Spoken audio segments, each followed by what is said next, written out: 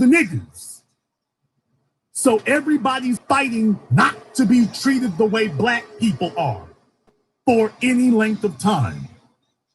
So he's letting you know he's worried that this will become the new norm, that this incident of COVID-19 will make such a traumatic effect on people's psyche that Asians will no longer be seen as the model minority.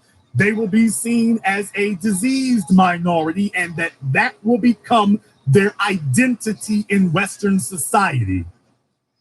And that no matter how hard they work, no matter how smart they are, no matter how many degrees they get, no matter how harmless they attempt to be, you will be seen as a threat simply for existing. Wow, that sounds incredibly, strikingly familiar to another group of people in America. Let me think. I'm trying to remember who they are. Another group of people who are just frequently, routinely harassed, assaulted, killed, brutalized, discriminated against simply because they exist. You know, like, let me tell you what they're afraid of right now, and they're right to be afraid of it. What they're afraid of is an Asian Akai girly. An Asian who gets gunned down and the courts say that's all right simply because you're Asian. They're afraid of an Asian Breonna Taylor. That if you allow this to become the norm, it will be an Asian Breonna Taylor. They are afraid of an Asian Tamir Rice, of an entire society that will get together and do to them what they help in the aiding and abetting the society to do to us. That they're gonna get up one day and wake up and be on the fourth step to Nazi Germany. And that there will simply be nothing they can do to stop it because everybody considers simply the fact that you exist to be an offense. But then again, you shouldn't be too surprised about that because you have collaborated with everyone else to say that black people's existence is an offense. And that we should be victimized simply because we're there, which is what they're doing to black folk in China. Asians got the coronavirus, but the Chinese government went after Africans. So they're already demonstrating white supremacist ideology and pathology. It's not about facts. It's about power. And we don't want the image of us going after our people. So Sean will beat up on Africans. They're always an easy target. So yes, he is worried that the way that people are looking at Asians now, that this will become the new normal, that they will not be able to shake this. Remember, I said this all the way back in March. I told you all, as far as economics are concerned, that people don't want to do business with Asian businesses. They don't want to go to Asian restaurants. They don't want to go to the Asian hairdressers. Folks are looking for alternatives to going to Asians. All of a sudden now, yeah, they're expressing that they're very concerned that this new disposition, that the attitude that the society has toward them, that this is going to be the new normal heading forward, that this is going to become their group identity in the eyes of the rest of the society. The story goes on to say Ferrer, a birth unit nurse who lives in Riverside County and whose mother is from Oceanside, said her parents find it difficult to be near their confrontational neighbors. She reported the family's attack to Stop AAPI Hate when a friend introduced her to the group after reading her racism posts on Instagram and Facebook. Quote, "We were lucky to have someone listen to us, but what about all the others who stay silent?" she asked. Her daughter, Charlie Ferrer, 17, said that before family members stepped outside that day, she and her mother had just watched a news segment on Asian teenagers being blamed for the coronavirus and attacked in Australia. Quote, "I felt anger boiling inside of me," she recalled. "It was so surreal. Now I'm telling my friends to be careful because this could easily happen again in the future. Los Angeles Times, this has got to be the most weak sauce, pathetic story that you could cobble together in your absolutely reprehensible attempt to try to change the subject. Black people have been victimized, brutalized. You don't have an Asian George Floyd. You don't have an Asian George Floyd, and you all trying to tell us, okay, enough about black people. Let's get back to the coronavirus. And do you all remember? I've been telling you all for months. Oh, hell no. We're not changing the subject for any reason whatsoever, including the coronavirus. Well, Jason, it's a pandemic. Damn that pandemic. Hand me my NyQuil and my ice pack and my thermometer and cut my check. We're not changing the subject, because this is what happens when you allow them to change the subject. They're trying to compare insulting. This is what white folk have taught them, that you can compare insults to non-black people to white supremacist violence, physical violence, and murder against black people. That somehow murdering a black person is exactly the same thing as insulting a white person or an Asian. So what they're really exposing is the extent to which they have nothing but rancor and contempt for us. That they're telling you Dred Scott's still in effect, that your life is worth the same as me being insulted. Someone offending me by saying something insulting, why, that's the same as somebody killing you. That's the same as somebody murdering you. Not one hair on my pretty little head should be touched in any way. This is the Los Angeles Times letting you know, as the nation has gotten together to say that we need to focus on black people and stopping violence against black people and the victimization of black people. Los Angeles Times gotten together here. Okay, well, while y'all all talking about that, let's get back to talking about Asians now. We need to discuss that, because that's the real issue. That's what we're really talking about. That's what we're really dealing with. We want to talk about that. I warned you all that this was coming. I warned you all that this was happening. And now you can see that that's what's occurring. They are not going to let us get that far. They are determined to change the subject where we stand. They're determined to do this to us right where we are. That's the point I'm trying to make to you. A lot of folk are asking, what were they going to do next? I'm telling you, this is what they're going to do next. Do you understand that? This is what they're going to do next. Everybody's getting together and saying, yeah, you've been focusing on black folk a little too long. You've been focusing on them too long. Let's change the subject. And these are far from the only ones. These are far from the only ones. There's some others here I want to introduce you to, which we are going to do after a very brief commercial, non-commercial break. This is the Black Channel. Hey, what's up, y'all? I hope y'all wearing a mask everywhere you go, and more specifically that KN95, protecting against all the germs that are in the air. But also I want to tell y'all one more thing to stay safe. Hand sanitizer, but with aloe vera. So you put some of this on, you rub it around. Not only do you knock all the germs, but the aloe vera smells so amazing that you're killing two birds with one stone without drying out your skin. Because traditional hand sanitizer leaves your hands feeling clammy and disgusting. So definitely get hand sanitizer with aloe vera. So one more thing I want to tell you about though. This code right here, cut the check. So let's say you bought a couple of masks, you bought a couple of hand sanitizers, and your order exceeds $50. We waive the shipping fee with the code cut the check. So on your checkout, remember to put that in. Hello, ladies and gentlemen. We are living in extreme times right now as to where we need protection. If you're looking for tactical gear, whether it's for work purposes or protect yourself in your home, come and check out Center Fire Tactical Gear. We have the best tactical gear for you. We have the top of the line name brand companies such as AR500, Chase Tactical, and many more. Also, we're carrying the KN95 mask as well. Check us out at www.centerfiretacticalgear.com. This is the Black Channel. I am your host, your brother, your humble servant, Mr. Jason Black. Why is it that confusion is so effective? Confusion is a strategy of war. And tonight I'm letting you know that these are strategies of war. And one of their chief strategies right now is confusion.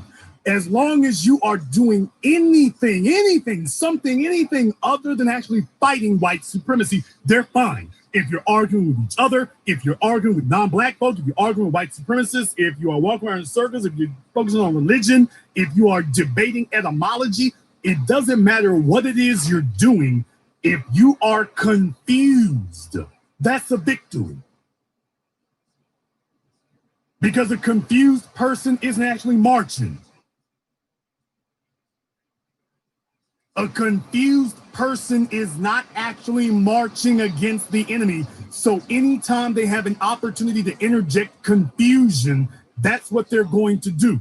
So earlier today here, as you all know, I put up a tweet here that was talking about, remember last night's program, I was talking about Francis Scott Key and the third stanza of the national anthem, the Star Spangled Banner. Boy, on my Twitter page, the white supremacists went crazy. They were just insane with it. They were just, they were nuts on my Twitter page about this. They could not stand it that I said this. They went insane on my Twitter page. They were nuts about what I said here. When I let them know, because this shuts down all the talk. This is it. This shuts it all down. Somebody needs to let Kaepernick and friends know. This shuts it all down. There's nothing else to say after something like this. There's no more talk. There's no more talk. Right here, if you're so proud of your national anthem, then we can go ahead and sing the same thing. Boy, they were insane with it. But let me show you that at every level, white supremacists deputize themselves for the purposes of enacting ethnic warfare, psychological warfare. After I put this up, take a look at some of the responses that they gave. These are some of the responses that we got. I want you to see what they were saying here. I'll zoom in a little bit so you can see that. So they started bringing up the lie. Now, they're talking about indentured servants, but they keep saying slaves. There were no white slaves. They're talking about indentured servants. But they keep saying the word, they're slaves. You notice you don't see the word indentured.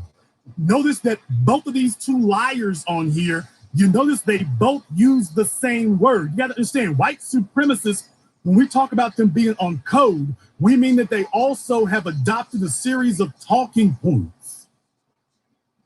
Now, you notice what it says here. The hirelings were foreign mercenaries in British service. The slaves were British sailors who were pressed into service against their will. Notice that word pressed. Did you notice that? He uses the word pressed. The other guy says the exact same thing. And slaves were those white people pressed aboard British warships. Pressed does not mean enslaved. But you notice they both said the word pressed. I said slaves, and they said, white people were slaves. Why, they were pressed into service. So do you all see and why is this dangerous? This is dangerous because these are talking points that have been cultivated over the last 20 years by white supremacists, Stormfront, white supremacist scholars, both in America and in Europe and Britain. White supremacist scholars everywhere in their attempts to try to erase the transatlantic slave trade or to try to neutralize it. One of the things they try to do is say, well, white people were slaves too. No, they were indentured servants. We've all known our history. They were indentured servants. Well, that's the same as slavery. So what they've done now is because white supremacists are unscrupulous bastards, they're not using the words indentured servant. They've gotten together and told each other, don't use the word indentured servant. Don't say that. When black people talk about our crimes against them, you bring up that, well, white folk were enslaving everybody. You can't say that Africans were enslaving you. You can't say that. So what they do is they instead say, well, you weren't the only ones being enslaved. When were you enslaved? Well, we were pressed into service. Wait a minute. Why are you not using the words indentured servant? So they've all gotten together on code with their historical revisionism and their lies. That when you talk about chattel slavery, they go back to talking about indentured servants. Now, for those of you who don't understand the difference between those things, I'll get to that here in just a moment, but there's a book. There is a book called White Cargo, The Forgotten History of Britain's White Slaves in America. Now, this book is really one of the founding documents of this slavery denial, this transatlantic African slavery denial, this rewriting of history. That book, White Cargo, in the title of it, they made sure the title of it said the words Britain's white slaves. Because the real point was the title of the book. So that if you're a person who wants to engage in historical distortion and lies, that, oh, we got a book here that says why there were white slaves when there were not. You open up the book and the first thing it hits you with is indentured servants. Now that book is not the only one, but it's really one of the foundational texts that these people use. The book White Cargo. That's one of the foundational distortion texts that they use. We're talking about slavery and change the subject. Well, just tell them it's the same thing. It's not the same thing. Now, very, very briefly, for those of you who don't know the difference between indentured servants and slaves, there are 4 major differences. Number 1, indentured servants are voluntary. Now, you agreed to it. You might not like what old boy told you to do, but you agreed to enter into indentured servitude. That was a contract between 2 private individuals. Nobody went along the streets and grabbed people up and said, you're an indentured servant. That happened to Black people. So first of all, it was voluntary. Slavery was not voluntary. Second of all, indentured servants had rights. That's another thing. They had rights. They were not property. That's why they gave them the name indentured servants. You were a servant, not a slave. Indentured servants had rights. Black people went all the way to the Supreme Court for Justice Roger Taney to tell us, you don't have any rights.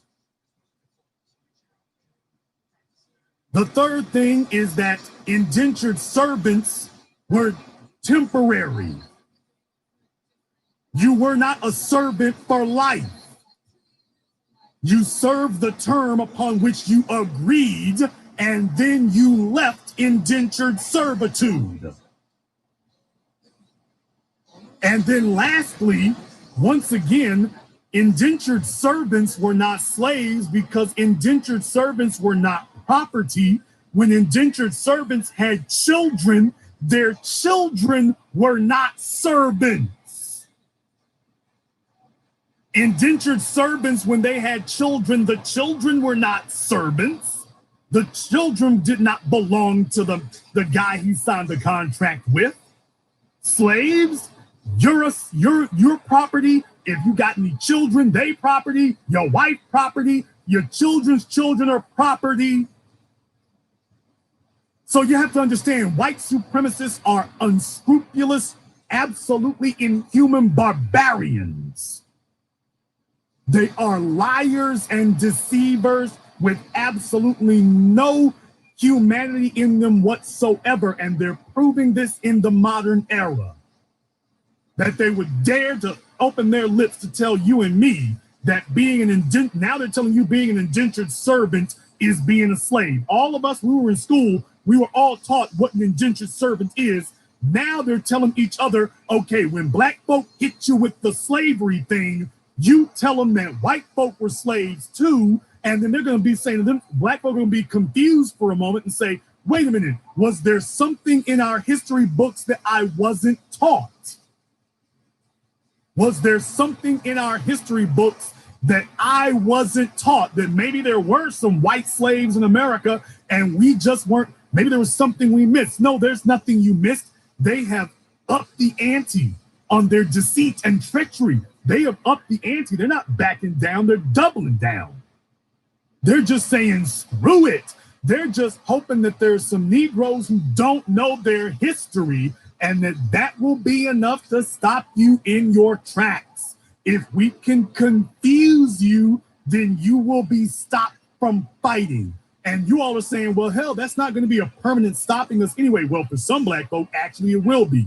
But even if it doesn't stop you permanently, you got to understand these guys are desperate right now. They are desperate. They are desperate and they're just stalling for time. Right now, they are just stalling for time. If we can get another century, another decade, another year, can I have another week? Give me something. They're just stalling for time. That's all. They're just hoping that they can hang in there. So for you, it's like, well, is it really that serious? Yes, it's really that serious. It's really that serious. If we can keep you confused, as long as you are debating if white folk were ever slaves. No, you were never slaves. Keep it pushing. You were indentured servants. That ain't slavery. We keeping it pushing. Cut the check. Back to the issue, cut the check. And even if you were slaves, you need to take that up with Britain. If you think you were owed something, y'all get your asses over there and go take it up with Britain. In the meantime, you owe me my bread. Cut the check. I'm not here to deal with your issues. If you got a problem with the British government, you go take that up with them. But you're not going to change the subject from where we at right now. We're not going to change the subject. Get your ass over there and go talk to Queen Elizabeth and Prince Andrew or whoever the hell else. You go deal with them. We ain't playing that game. We're not playing that game. As black people, we done made it too damn far to sit up here and have people sit up here and stall for time. Confusion is a powerful tool. Confusion in the hands of master diabolical, evil, scheming scum like the white supremacists. It is a powerful tool in their hands because you got to understand they're living on borrowed time. Do you understand that? They're living on borrowed time and they know it. They've been waiting for this now for 500 years. They know they're living on borrowed time. So if they can squeeze out another few minutes, limp your way through another election, tomorrow we'll get up and see if we can do it again. They're going to just go for whatever they can get. This is how serious it is for them right now. This is how serious it is. As black people, you don't understand why confusion is so important. Sexual confusion, political confusion, gender confusion, familial confusion, community confusion. Whatever it is that keeps you in a drunken stupor. Whatever it is that distracts and deflects. And hopefully you can get two other people who are equally confused together and y'all can sit around and debate and pontificate and question each other and ask, oh, I did my research and I took a look at the Bible and let me put on my Hotep Kente cloth. And well, you see what the real issue here is. And if you go to that video, it's a video on YouTube called Investigating White Slavery. There's a video on YouTube called Investigating White Slavery that talks to the authors of that book, White Cargo. And if you go down into the comment section, you can see there's some Negroes down there talking about, ooh, thanks. That's some good knowledge to know.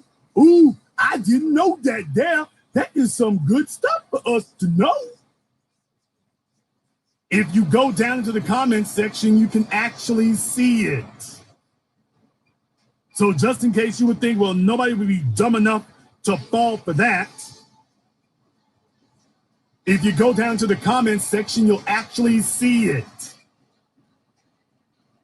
So just in case you're telling yourself, well, no one would go for that. No one would be that dumb. No one would be that dense. Yeah, you got a lot of young folk out there. And if their mama was the neighborhood slut, well, she don't know nothing. Hell, she can't spell slave, much less tell you what it is. So these white supremacists have gone into overdrive because they understand that if you can rewrite history, you write the future. If you rewrite history, you have written the future. If they can convince black people that we ain't owed nothing, well, then they can just keep power and control in perpetuity. And we'll just be sitting here saying, man, I wish we sure could get it together. I wish we sure could get it together. Man, you know, we is our own worst enemies about these things. I sure do wish we could get it together. I wish we could. Just ain't right that we ain't able to do that there. I wish we could do better.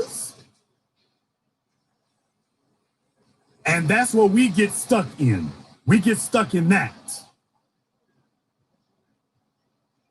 We get stuck in people sitting up here telling us, well, it don't really matter that much. And they know that we have a contingent in black society that has idle hands, idle minds, and they'll sit around and debate these things ad infinitum. Next thing you know, nothing is getting done. Next thing you know, nothing is getting done. You done spent summers and winters and year after year debating, and now you're arguing over whether or not white folk were ever slaves or not. Now you're arguing over that. That's what I want you to understand here. Confusion is a powerful tool. It is a very powerful tool. That's why we are so essential for what we do here.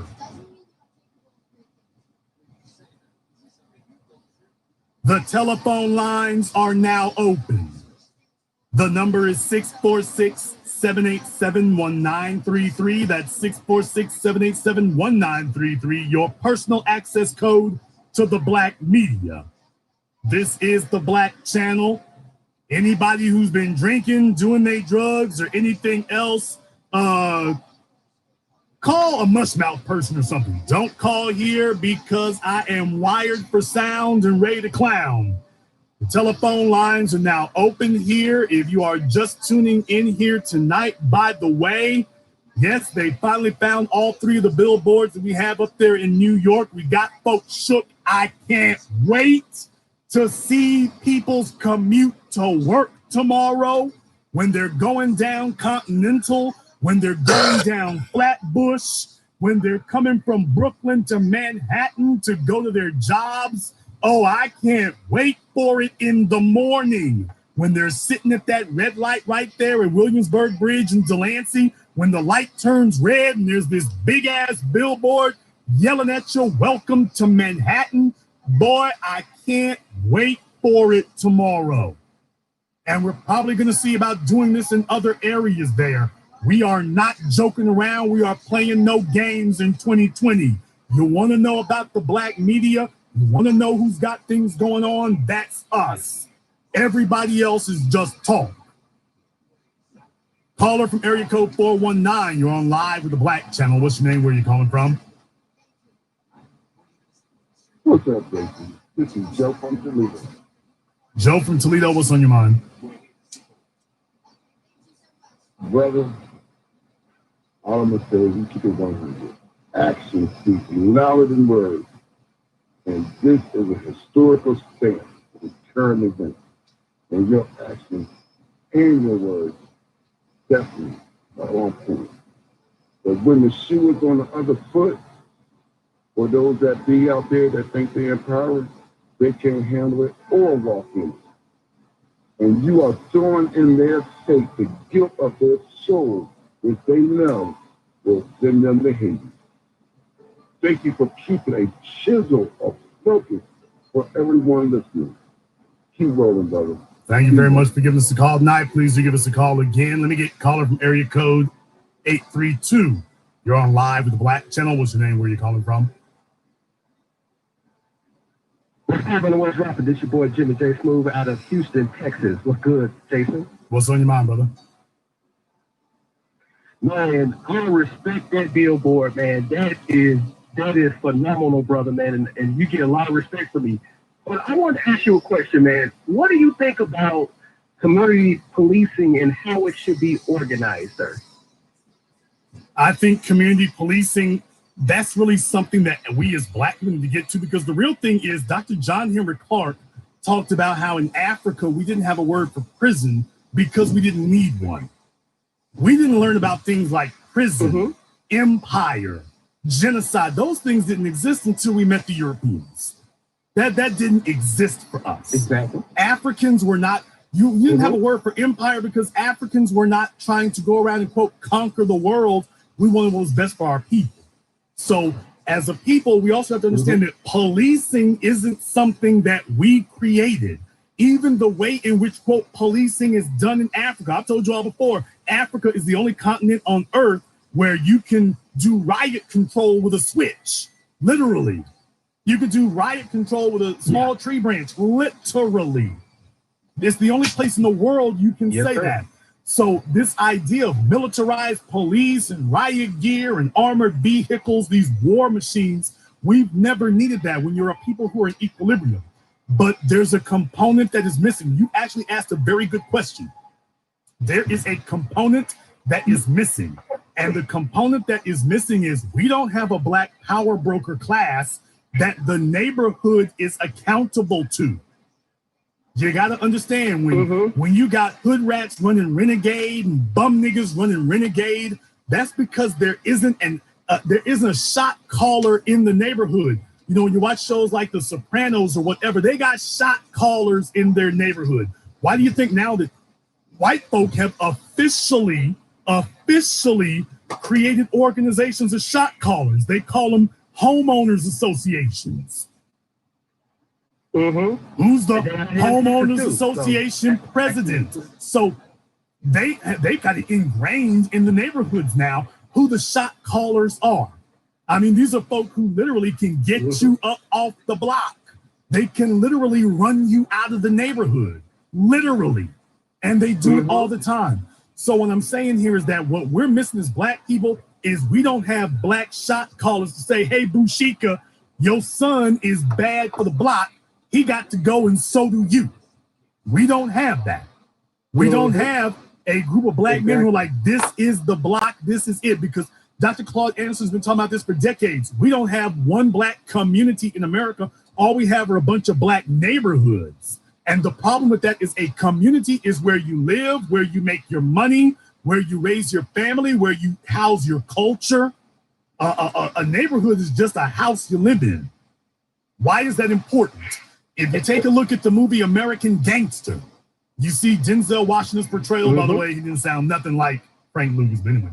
You see Denzel Washington's portrayal. He lived in Harlem. When they talked about him and Nicky Barnes, these were men who lived in Harlem. The stuff they were building was in Harlem. The money they made was in Harlem. The women they kept company with were in Harlem. The business was brought to Harlem. I'm saying that was where they did it. That was what made them the shot callers. So you couldn't move nothing in Harlem because that's his block, because he actually lives there. That's the difference. So if you want to see community policing work, that's first and foremost going to start with community control. We got to have Black men who are shot callers. We got to have Black men who like, we run this block. And then from there, do you know what happens next? When you got a Black man who runs that neighborhood, next thing you know, he's also the person who runs that city council district. All of a sudden, if you want to run for city council, you got to come holler at him. You got to come talk to him because nothing's going to get done without him. Now you got that in the Asian communities. When you go to Chinatown, they got the old dudes who came over from China. When you go in the Vietnamese communities, they got the old dudes who came over in the Vietnam War. They're the shot callers. You go in the Jewish community, you got to talk to the rabbi. You got to talk to the dudes with the big long gray beards. They're going to let you know, the young cats, when you go in those Hasidic communities up there in New York, the young cats are going to be quick to let you know, I don't know if I can do nothing with you.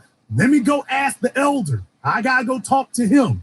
I can't just sit up, jump up and do something. All my people who live up there in New York, y'all know that's the damn truth. You can't go in those Hasidic communities and talk about we going to do X, Y, Z. You can ask the young guys, but you can't sit up, he can't make a decision. He's going to be quick to let you know, I can't make that call. I think what you're saying is a good idea, but let me holler at the elder and see if I can do this. And I'll get back to you. So when, and you know, those neighborhoods, that's the way it's run. Oh yeah, and by the way, if you want to come up missing in a neighborhood, that's a very good place for you to come up missing. Thank you very much for giving us a call here tonight. We need community control. We need community control. You can't have a bunch of bushikas out here talking about you ain't my daddy and you don't tell me what to do. That hoe got to get up off the block. Her and her nasty, smelly bastards. They got to get up off the block. Oh, did you say nasty, smelly bastards? I sure did. If she's not working with us, she's working against us. If she declares herself against us, she got to go. She got to go. That's it. You need to, you got to have a shot caller who gets together with the women in the neighborhood and say, y'all gonna go there and beat her ass every single time she steps off the city bus. Every single time she gonna get lit up. Every single time. We ain't here to talk about nothing. You got to go. You got to go. Where am I going to? We don't give a damn. You got to go. Caller from area code 614. You're on live with the Black Channel. What's your name? Where you calling from? I'm calling from Western Virginia, and I want to thank you so much for inviting me, Jason, and we want to have information so we can donate to the cause as well. And I got a question for you. I know maybe last year I think you read that same reparations study bill, where I know the topic now they're trying to make that a real reparation thing for everybody, but you know it's not, and they're including everyone in. So I'm just saying, maybe for people that are new coming to your program, it would be nice for them to understand this is a nothing burger. Well, HR 40 isn't doing anything now, so that was just a big publicity stunt, which was intended to take Black people's temperature and see if they could hijack the issue and galvanize support around it. We shot that down. I was the guy who actually read the bill and told everybody, oh, this is smoke and mirrors, don't go for it. Next thing you know, it went down in flames. So HR 40 is a non-issue. The next thing they're going to take up is a pure reparations bill. But it's going to be very contentious because we're going to go straight to, and this is what the funding will be. Thank you very much for giving us a call. Let me get, and everybody make sure your comments are brief here because I want to try to get to as many people as I can. Let me get caller from area code 818. You're on live with the Black Channel. What's your name? Where you calling from? Hey, Jimmy down in San Diego. How you doing this evening, brother? Jimmy in San Diego. What's on your mind? I want to talk about this quote-unquote anti-Asian racism down here, man. That is some bullshit, okay? First of all, if you go up to L.A., right there on Santa Monica Boulevard in the 405 Sawtelle in New Japan, they've opened up new restaurants, and they're wide open for business. Much like how they're doing karaoke over there in Koreatown, up Wilshire and Western and all of that over there. And we won't even get started with Chinatown. Down here in San Diego, their own personal district over here in the Convoy area where we really can't even go over there and eat, even though they got all these restaurants open. So I just want to put a quirling to that whole myth about Asians feeling anti-Asian racism, because there's plenty of these white boy sailors and whatnot down here running with that yellow fever. No, brother, anyway, I mean, that's the way it's always been.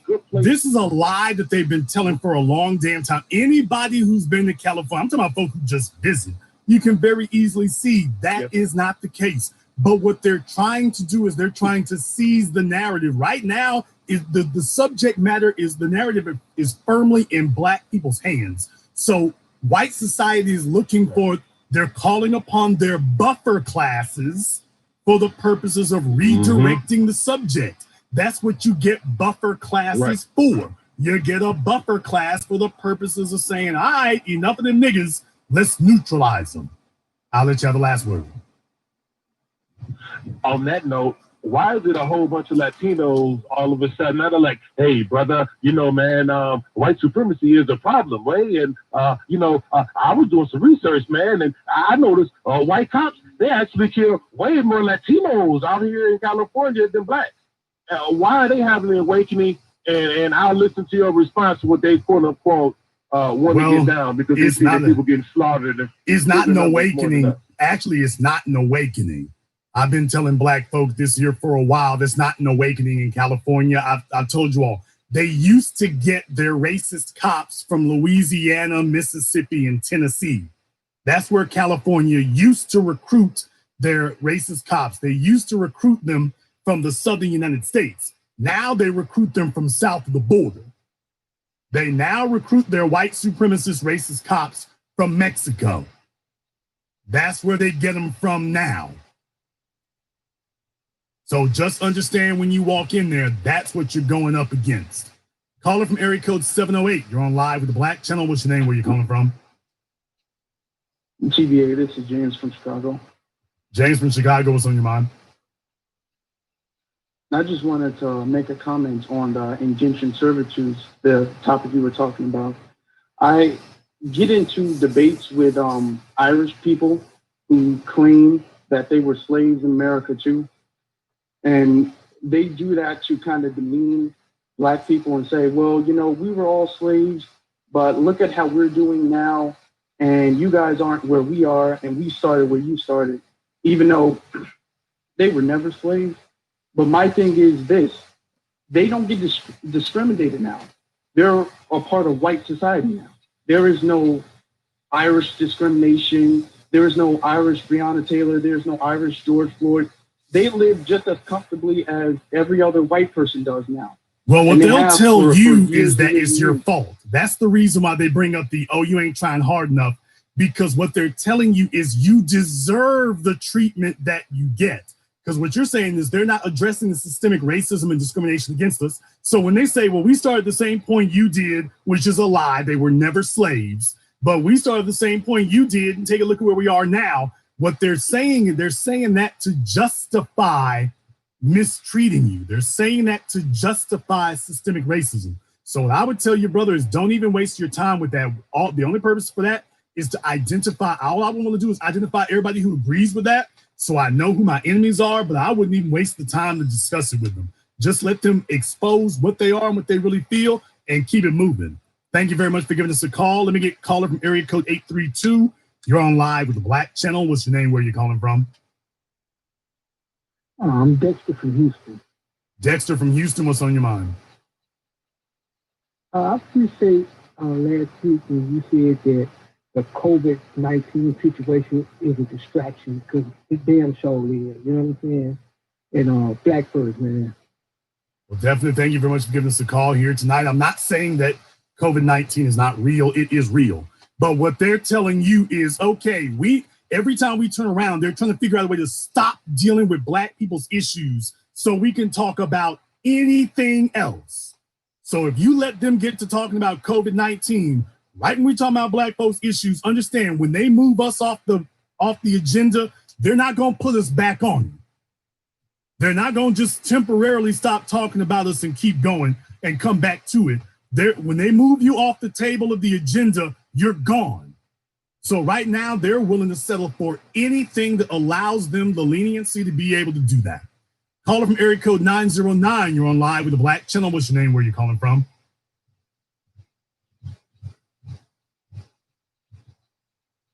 Okay, he is studying his boxing. Let me get caller from area code 469. You're on live with the Black Channel. What's your name? Where are you calling from? Well, Jonathan Dallas, you definitely know how to get in on this one. Now, thing is, in much of my adult life, I've dealt with people from across the globe, well over about 170 different countries. And when they talk about the conversation, you know, if you go to say like a Asian conference or Latino conference or a Muslim conference, they don't talk about blacks, and by black I mean foundational black Americans. They don't bring up black people except to either A, to cast lots against us, or B, to figure out how to co-op our struggles. So understand as somebody who's been around them, don't feel bad that we're trying to push ourselves back and stay on the agenda because these other groups are doing the same thing. I can tell you very quickly, when DACA got signed by Obama, you had Latinos openly saying, tell the blacks viva la raza, which means long live the race. So don't sit here and feel bad for these other groups. Other groups are working their own interests, as they should. We just need to be more like Americans and do things in our own interest. But other than that, I want to thank you very much, TBA. Keep doing the good thing. And one more thing before I get off. Please stop asking TBA what you can do. You've been doing this for 10 years. He told you clearly. If you want to do billboards, he told you who to talk to. He told you who to negotiate with. I know what I need to do. I'm not sitting here constantly asking them. You know what you need to do. You might not get as much publicity, but so what? We're not here to get shine. We're not here to get famous. We're here to get liberation. Other than that, be one. Have a good day. Thank you very much for giving us a call here tonight. You know, when you go to the National Council of La Raza, black people are the only folk who say black and brown. Black people are the only people who get together in groups of black folk and start talking about black and brown. You go show me a group of Latinos, even if they have an Afro-Latina in the group, they'll have an Afro-Latina. She ain't gonna say black and brown. She's gonna be talking about us Latinos. She's gonna be talking about brown people. She's not gonna say black and brown.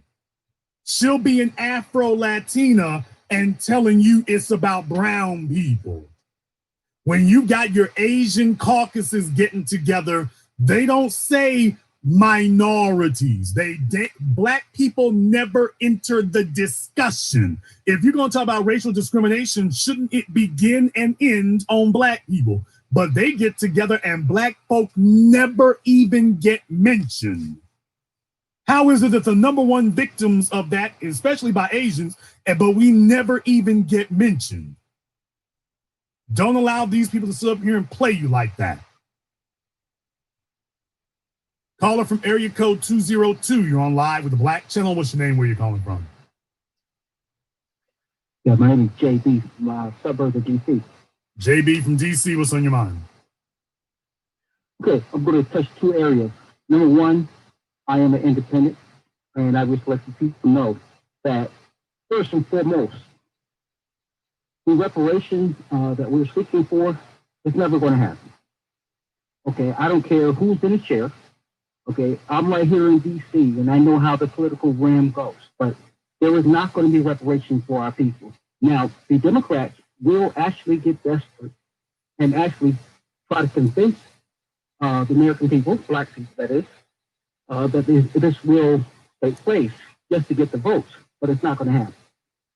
Actually, Democrats are not going to do that. They've made it very clear that that is not what they're going to do. They're going to do the same old bait and switch that they always do.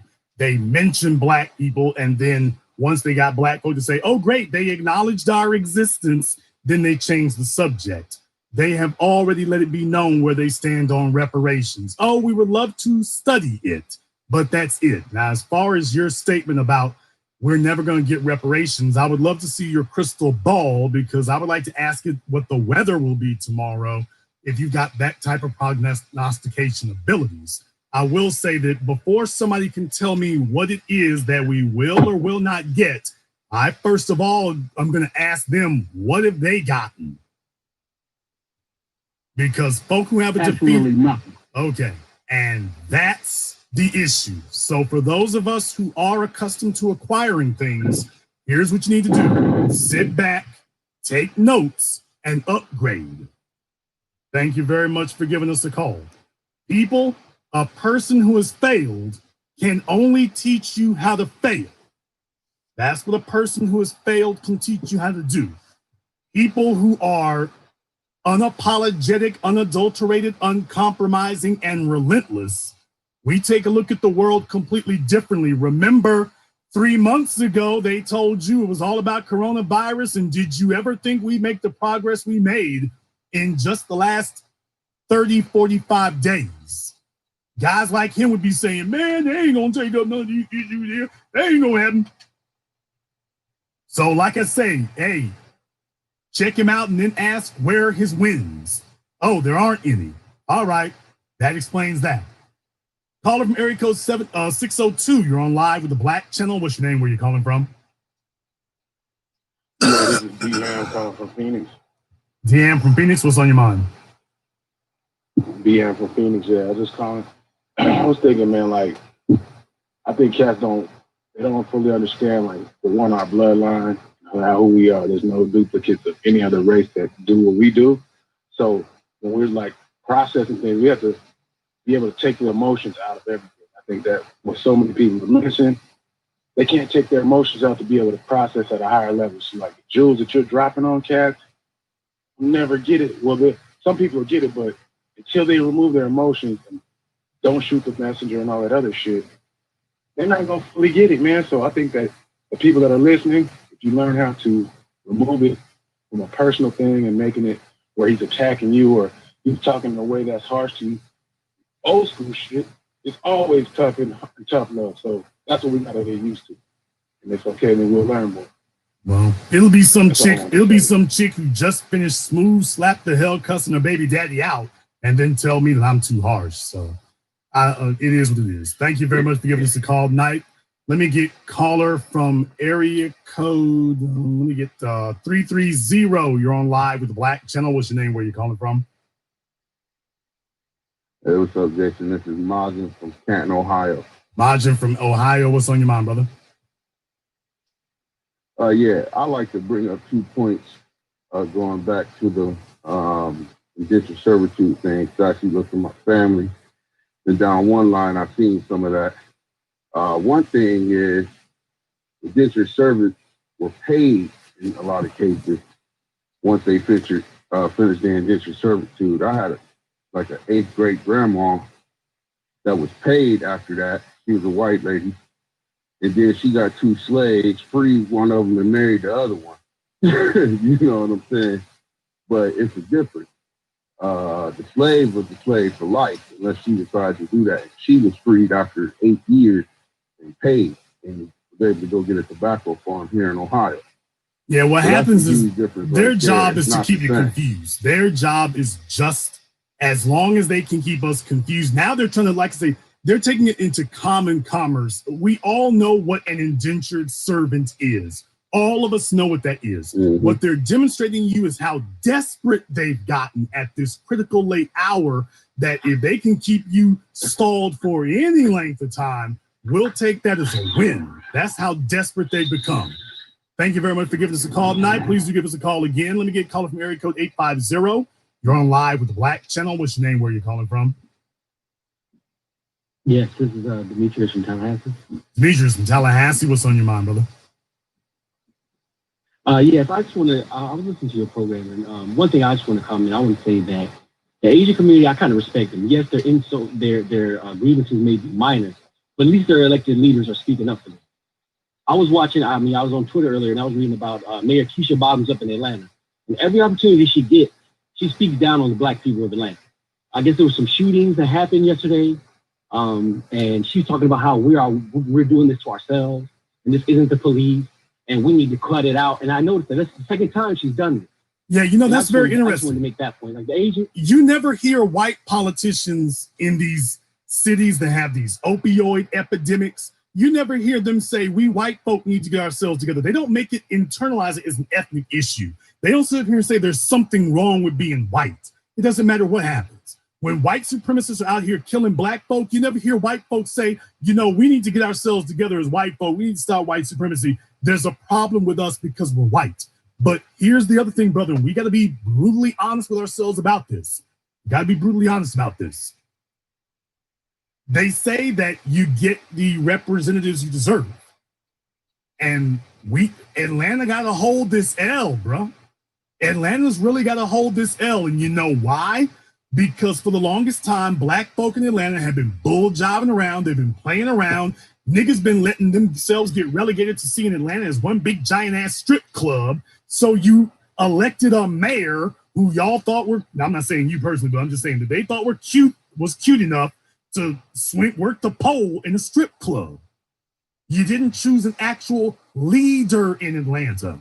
You didn't choose someone who would actually protect your interests. They treated it like it was a damn a popularity contest or a beauty pageant. And you're discovering the hazards of doing something like that. The other thing is that as a group, black folk in Atlanta are more preoccupied with gaining interracial sexual access than anything else. So you've got one half of the black folk in Atlanta who are saying gentrification's a bad thing because there's white folk moving back in and moving us out. Then you got another group of black folk in Atlanta who are saying gentrification is a good thing because it has now introduced more non-black people that we can proposition for sex. Now, that's the reality of the situation in Atlanta today. That's why if there were another city I wanted to put billboards up in, Atlanta would be it, because Atlanta is hella off code and we just got to be honest about that. Black folk in Atlanta ain't building a damn thing, and you have a mayor who reflects the lack of priorities of the people. Now, that's just brutal reality. Keisha Bottom B reflects the priorities of the black electorate in Atlanta as it currently stands. Now, if the suffering is bad enough and is acute enough, that's one thing, because you can't just, it's one thing to tear up CNN Center, and like I say, I support the soldiers in the streets, but when y'all get out the streets, we gotta have a game plan. And the game plan needs to be, what do we own, what do we control, and what are we passing down? That's got to be the priority. Because Keisha Bottoms is talking bad about black folk because we're not going to offend the people we're trying to have sex with. Simple as that. So what they're lacking are priorities. I'm hoping maybe we can help get that turned around. But yeah, brother, she just reflects the priorities or lack thereof of the people. Thank you very much for giving us a call tonight. Let me get caller from area code 202. You're on live with the Black Channel. What's your name? Where are you calling from? Hello, this is CJ. I thank you so much. I listen to you often. I want to get back to like the global perspective. Where is CJ calling from? South Carolina. Sorry. Okay. CJ, we'll try this one last time. Where is CJ calling from? South Carolina. Okay. CJ, thank you very much for giving us a call. Caller from area code 702. You're on live with the Black Channel. What's your name? Where are you calling from?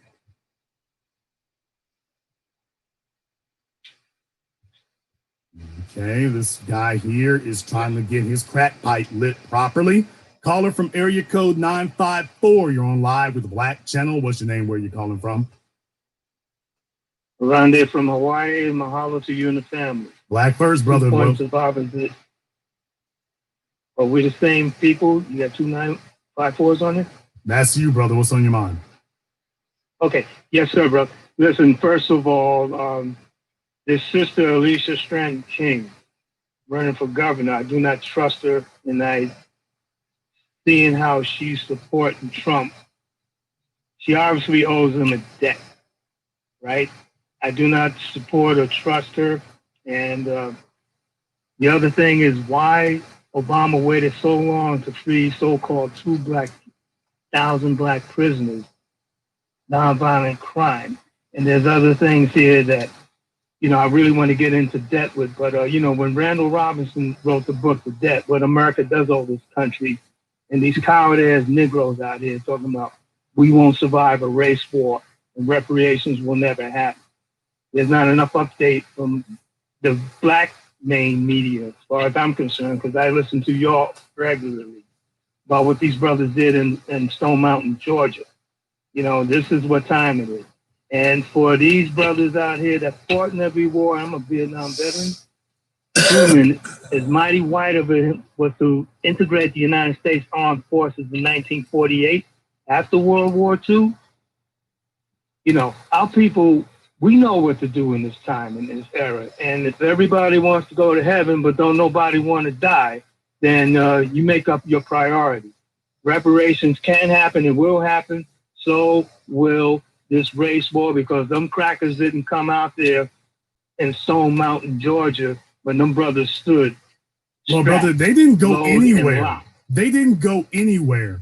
They didn't do it in Stone Mountain. They didn't do it in Atlanta. They didn't do it in New York. They didn't do it in Detroit. They didn't do it in Minneapolis. Those bastards got together with their gun. They posed on Instagram. They was worse than the hoes on Instagram. They posed with their little AR-15s talking about we going on patrol. Them bastards were driving in circles around their own damn neighborhood. So you had black folk just a mile away that if they wanted the smoke, they could pull up and get it all night long. They didn't go nowhere near it. In my hometown of Shreveport, Louisiana, there's a video of some white supremacists out there about the Confederate monument in front of the Cattle Parish Courthouse. People who are not from there don't understand what they're looking at, but in reality, there was this young black female. She was walking among them on the other side of the street. They were literally 100 feet away from the monument. The black folk were standing around the monument. The white supremacists were on the other side of the street behind the police and wouldn't cross the damn street. If they really wanted that smoke, they would have come and gotten it. So, brother, they ain't tried to get it nowhere. They get together in little groups. They take a picture. They claim for decades. They never will. They claim for decades what was the Deacons for the Defense. Sorry, brother. They claimed for decades what was going to happen if they ever had the opportunity to kick it off. And now what you see is what they're doing right now. This is what would have happened. Thank you very much for giving us a call. Let me get caller from area code 469.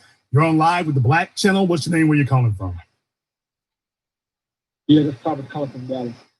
Thomas from Dallas, what's on your mind? Hey, man, I appreciate everything you're doing, man. Those billboards are powerful. And this is a prime example of the art of war.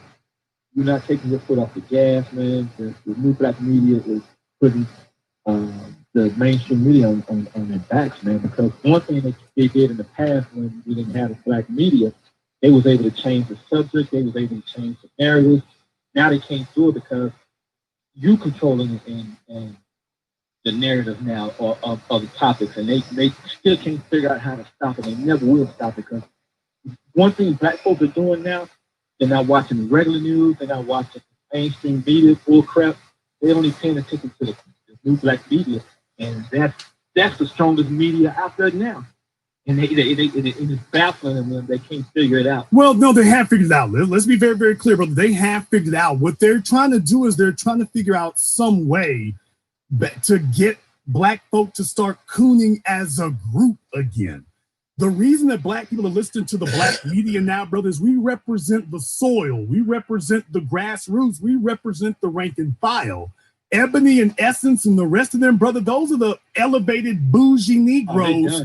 The only goal they have in life is to try to get invited to a damn cocktail party.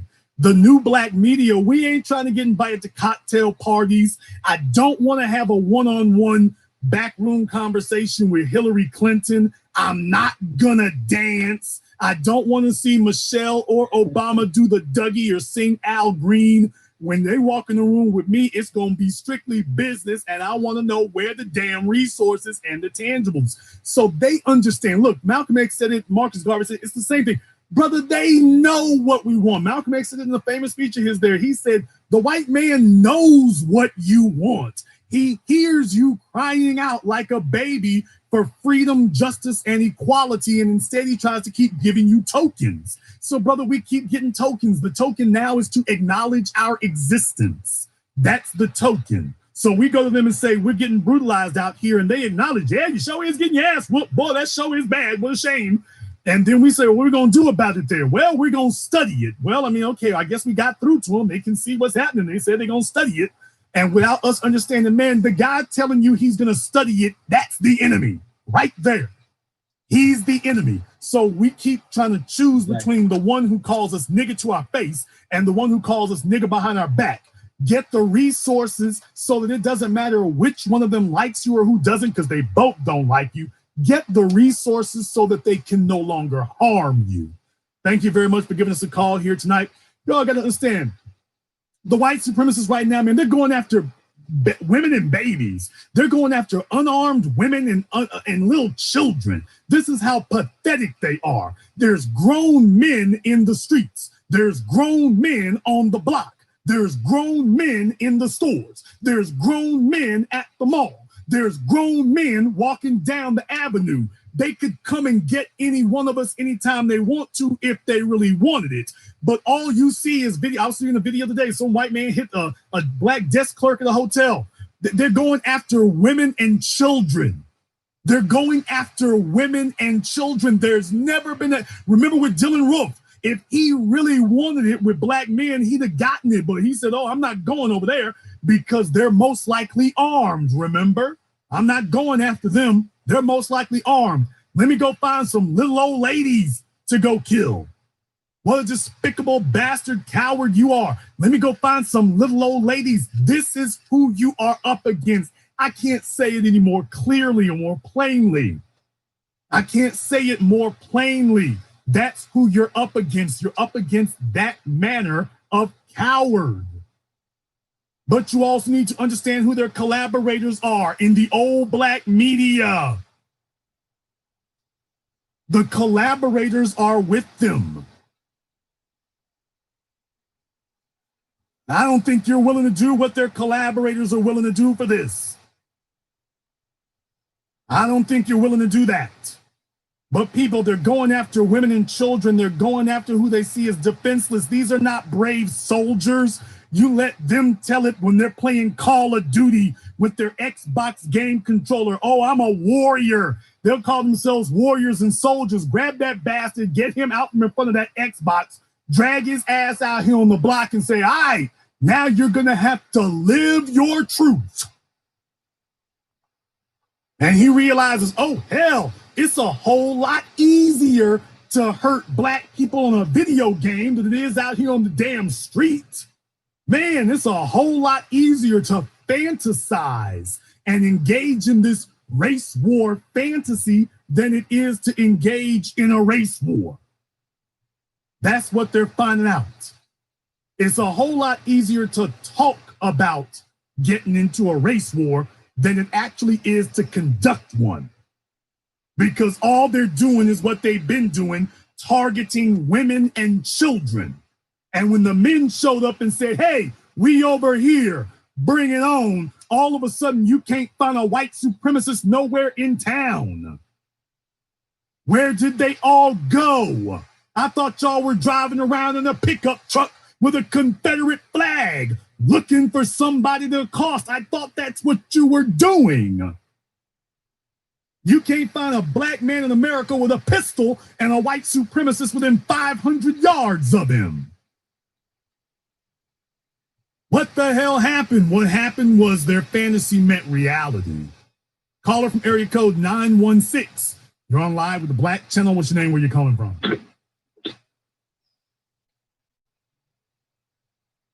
Caller from 916. Last try. You're on live. Okay, caller from 916 is oiling himself up for the evening. Caller from 909. You're on live with the Black Channel. What's your name? Where you calling from?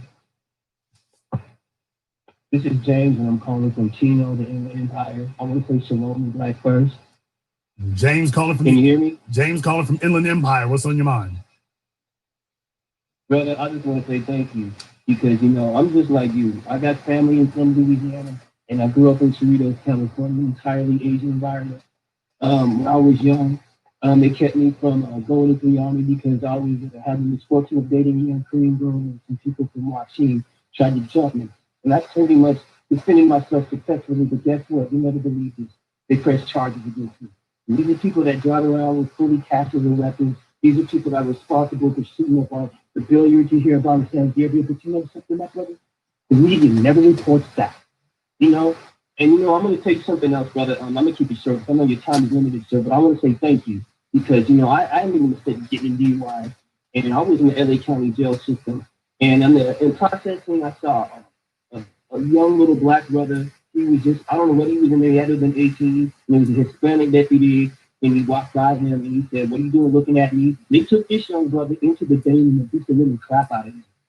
And and I noticed something, there was an Asian deputy there standing there eating food and just laughing his ass off. Now, a year later, I'm coming home from English class because I'm trying to get my IT classes on, keep a long story short. Well, same Asian deputy with his other white Asian supremacy cop is a group sport. That's the thing I want you all to understand out there in California. White supremacy is a group sport.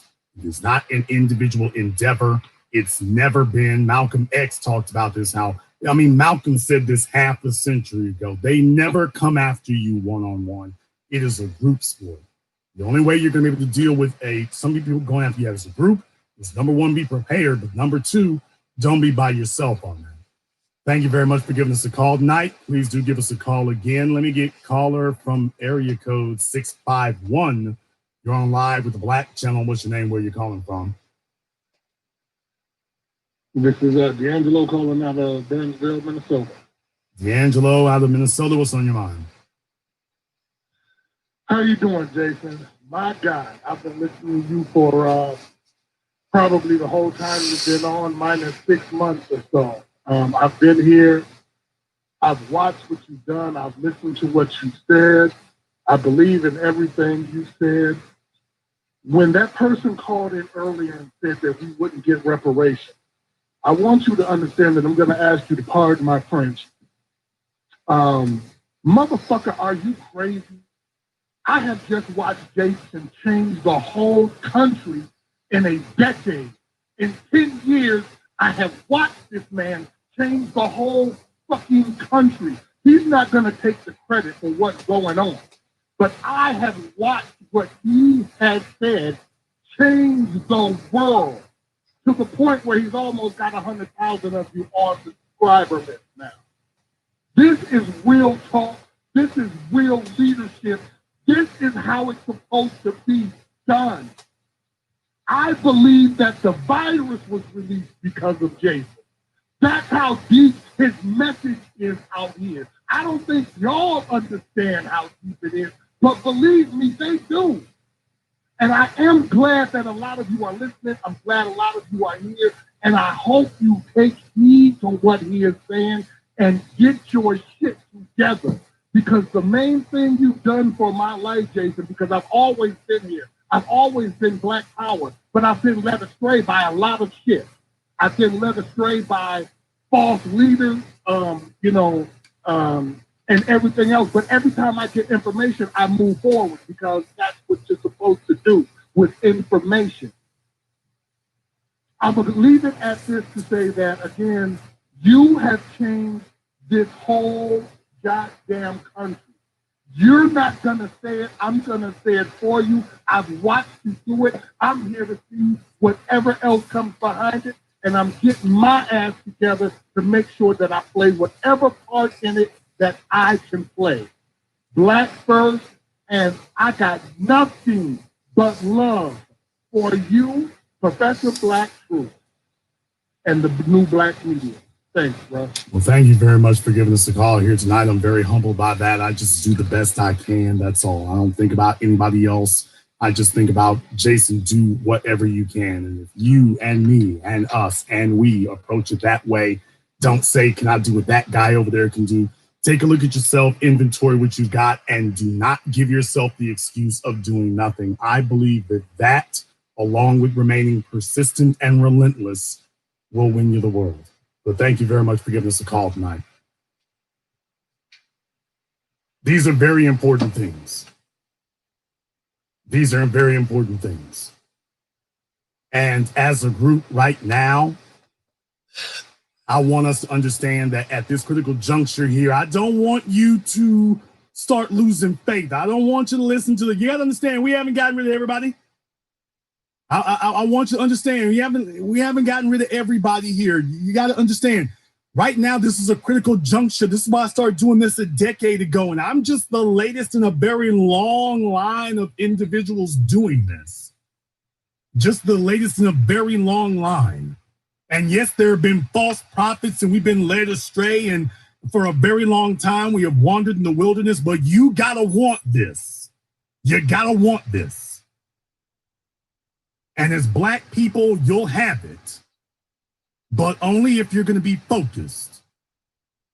I didn't say it's going to be easy, because a lot of you were taught growing up that the whole purpose of your life is sexual access. You've been raised by failures and didn't really realize they were failures because you weren't taught there was something more you could get.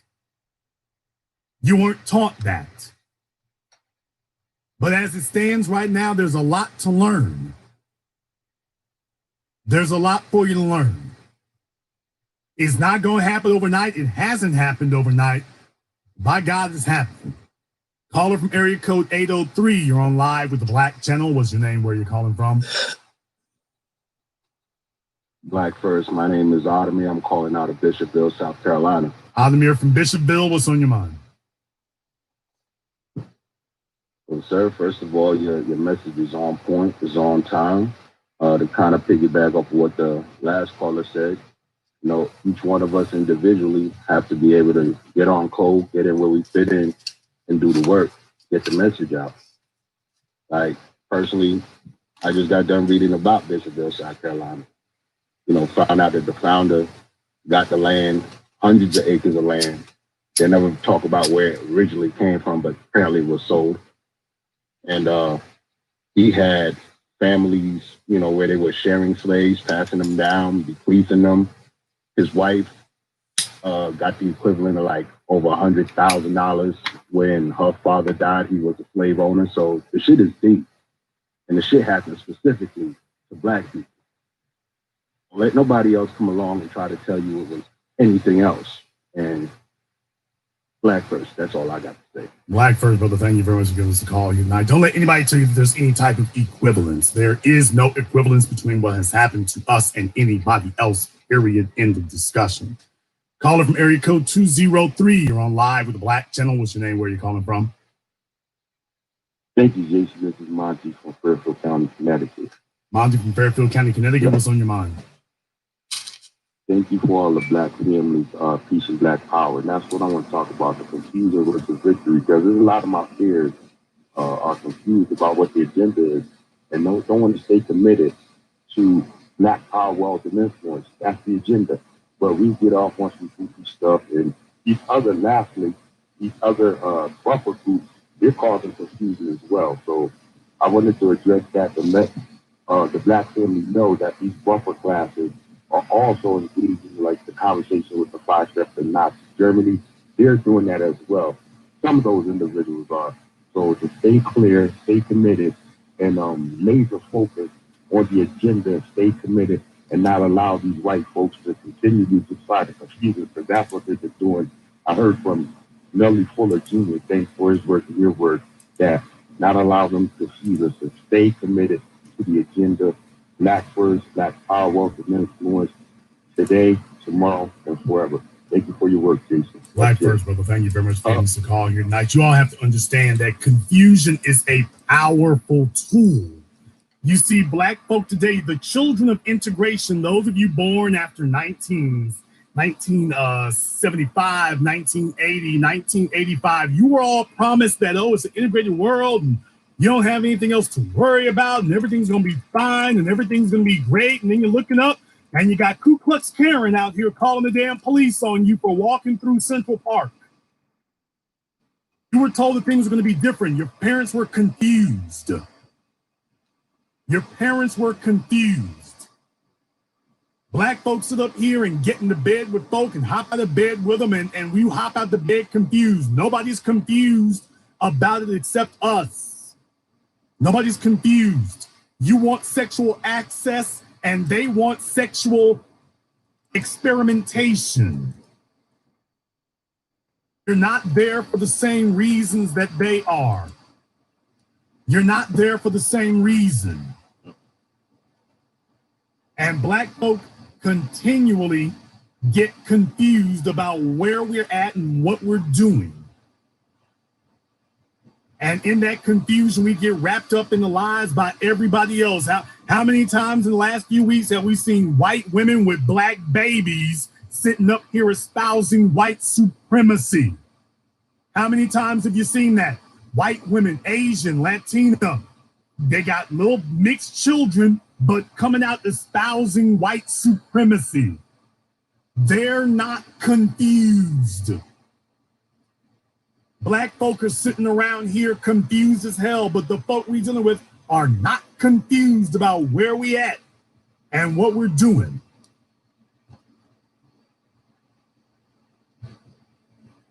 I'm going to take another phone call here. Let me get called from area code 804. You're on live with the Black Channel. What's your name? Where are you calling from?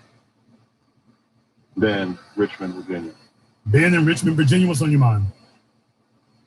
Yeah, brother, I guess I don't want to bore the audience, but I don't see how Biden is going to win this election based on what he just said. 11 million new citizens. I'm thinking that would turn off white moderates and any disaffected Trump vote. It just doesn't seem like it's a good strategy. Why would they vote for him when they can vote for someone who would say no to both the illegal immigrants and black voters? Well, I mean, it doesn't add up. This is you have to understand, this is a game that they have to play. The Democrats, remember what I've always taught you all, the differences between white supremacists, these are just nuances. They put them on like jackets. Conservative, liberal, Democrat, Republican, Northerner, Southerner. They put these things on like jackets. Black people are the ones who can think they're tattoos. We think these are permanent things. In white society, they exchange them as freely as you exchange socks. So they're just flip sides of the white supremacist coin. You got white supremacists who are pro-life, white supremacists who are pro-abortion, LGBT, same thing. So what we have to understand is that everything we see in this society, they're using words, but the words they're using don't mean the same thing to them that they mean to us, and vice versa. That's the big scam of all of this, is that we have been deceived into believing that the words they're using mean the same to all of us. Minority, coalition, LGBT, trans rights. So we listen to things like when Lee Atwater said that white supremacy can no longer go around saying nigger, nigger, nigger. White supremacy has to be more nuanced. It has to be more abstract, so that you then switch it to saying things like charter schools and tax breaks and the war on drugs with the understanding. That's the thing he said. You talk about these subjects that don't mention black people and seemingly have nothing to do with black people at all, but you discuss them with the understanding. These are his words, with the understanding that they're going to hurt black people far more than they're going to hurt white folks. That when you finish crafting this, quote, tax policy or this, quote, LGBT policy, it's going to hurt black folk way more than it hurts white people. That's the way you have to understand it now. So with Joe Biden, white folk understand 11. You got plenty of white folk out there, brother, who understand that their numbers are not increasing, and they understand that Latinos look up to them the same way that Asians look up to them. Don't believe me about Asians? Go watch some anime. We've seen that all our lives. Asian anime, characters with Japanese names with blonde hair and blue eyes. That's been that way since World War II. So they understand these other groups look up to them. So what we as black people don't understand is that white people's relationship to Latinos and Asians is in no way comparable to ours. None. Right. None. You can't even begin to compare the relationship that white folk have to Asians to the one that black folk have. Black folk have a gutter sex relationship with Asians. We've got a damn near parasitic, and I'm talking about from them to us. So they extract money from us, and we look for a pat on the head and affirmation. But that's not the relationship that Asians have with white people. As a matter of fact, they're the ones looking for the pat on the head and affirmation when they go around white people. Same thing with Latinos. So what I'm saying is that when we see these things from Joe Biden, understand white society's not hearing what you're hearing. Because to you, it's just like, well, this is, conservatives and borders and whatnot. Yeah, there's some white folk who disagree with that, but understand something.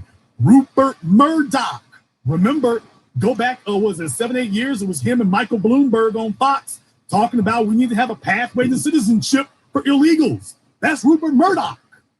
That was Rupert Murdoch. Sean Hannity's boss, yes. Rupert Murdoch and Michael Bloomberg there needs to be a pathway to citizenship for illegals.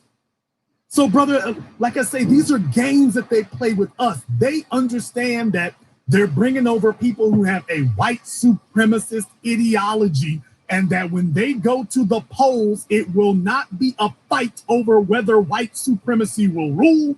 It will simply be a fight over whether or not the white supremacist name will be O'Reilly, Johnson, Trump, or Gutierrez. That's the only fight that is going to be over. It's not going to be a struggle over anything else, just over who's going to be in charge of steering the white supremacist car. Thank you very much for giving us a call here tonight. I'm going to have to see about wrapping things up here right now. But brothers and sisters from around the world, just understand this is a deadly, dangerous situation that we find ourselves in. This is a deadly, dangerous situation because at this point in history right now, Black folk have been walking around confused, willfully so. I've done my part to address these problems. I've tried to be on the front lines for this, and I will continue to be so, but everybody's got to take this seriously.